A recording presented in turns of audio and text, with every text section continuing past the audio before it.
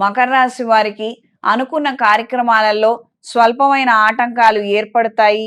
శిరోవేదన, ఉత్సాహం లేకపోవడం అత్యంత కీలక అంశంగా మారుతుంది.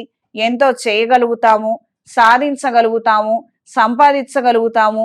కానీ అనారోగ్య సమస్యలతో మనం ఇలా నిరుత్సాహపడిపోవటం వల్లనే ఎక్కువగా ఇబ్బందులు రావటము, నష్టపోవటం అనేది సంభవిస్తుంది. శత్రువర్గం బలోపేతం అవుతున్నారు. వాళ్ళకందరి అండదండలు లభిస్తున్నాయి. వాళ్ళకి అనుకూలమైన వాతావరణం ఉంది. మనం ఏమీ చేయలేకపోతున్నాము, నిస్సహాయ స్థితిలో ఉంటున్నాము.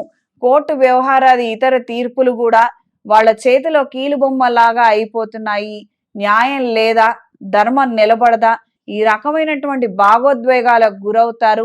ఎంతగానో కష్టపడుతున్నాను, ఎంతో శ్రమిస్తున్నాను, ఫలితాలు మాత్రం అంతంత మాత్రంగానే ఉన్నాయి అన్న రకమైన ప్రభావమే ఎక్కువగా ఉంటుంది.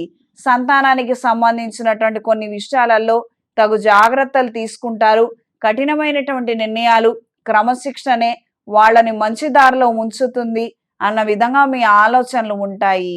సాంస్కృతిక కళా రంగాల్లో ఉన్నవారికి కాలం అనుకూలంగా ఉంటుంది. ఎలక్ట్రానిక్ మీడియాలో ఉన్నవారికి, సోషల్ మీడియాలో ఉన్నవారికి కాలం అనుకూలంగా ఉంటుంది. నూతన ఉపాధి అవకాశాలను సంపాదించుకోగలుగుతారు.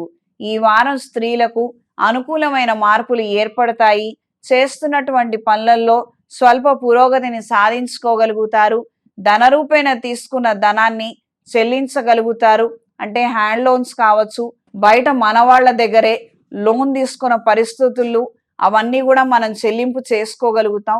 కానీ వస్తు రూపంగా కానీ ఇంటికి మాత్రం పెట్టిన లోన్స్ మాత్రం తీర్చలేరు. అవి కొంతకాలం సతాయిస్తాయి. దూర ప్రాంత ప్రయాణాలు అనుకూలంగా ఉంటాయి. వస్త్ర వ్యాపారస్తులకి, లాయర్లకి కాలం అనుకూలంగా ఉంటుంది. చేపట్టినటువంటి పనులలో మంచి పురోగతిని సాధించగలుగుతారు. స్థిరాస్తికి సంబంధించినటువంటి విషయ వ్యవహారాలు, కొత్తగా కొనుగోలు చేయాలన్న ఆలోచనలు ముడిపడతాయి. కొన్ని అమ్మివేసి మరికొన్ని కొనుగోలు చేయాలన్న ఆలోచనలు అనుకూలంగా ఉంటాయి. కొన్ని సందర్భాలలో మీరు చేసే పనులు కావచ్చు, మీరు తీసుకునే నిర్ణయాలు కావచ్చు, కొంతమందికి అర్థం కాక లేదా కావాలనే ఈర్ష, ద్వేషం, అసూయతో మిమ్మల్ని పెడదోవ పట్టించే ప్రమాదం ఉంటుంది. అప్రమత్తంగా ఉండండి.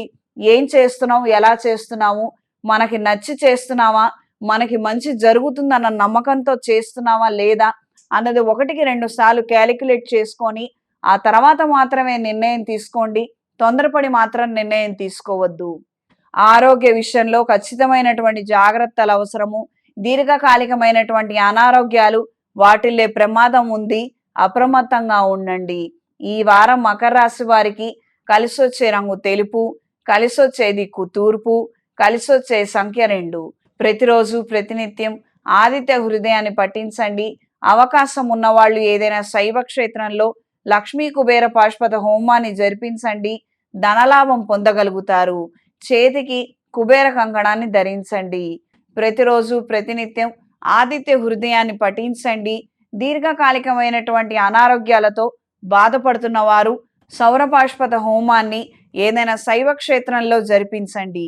చేతికి సౌర కంకణాన్ని ధరించండి. ఇంట్లోనూ వ్యాపార ప్రదేశాల్లోనూ కప్పు సాంబ్రాణి దైవికం పొడితో ధూపం వేయండి. మంగళవారము, శుక్రవారము, ఆదివారము లక్ష్మీ తామర ఒత్తులతో దీపారాధన చెయ్యండి. మిగతా రోజుల్లో ఓం నమః శివాయ ఒత్తులతో దీపారాధన చెయ్యండి.